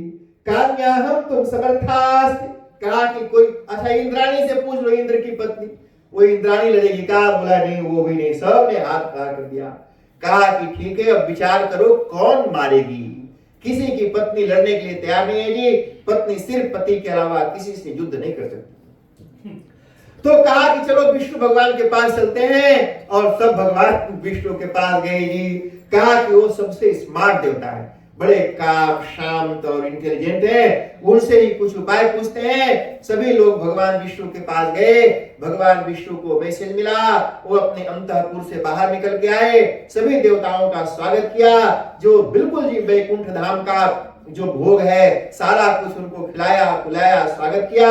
और फिर उन्होंने क्या उपाय बताया, इसकी चर्चा कल करेंगे। जय बोलो जगत जननी जगदम्बे माता की जय। आप सब खड़े हो जाइए और आरती करते हैं, आगे की कथा कल सुनते हैं।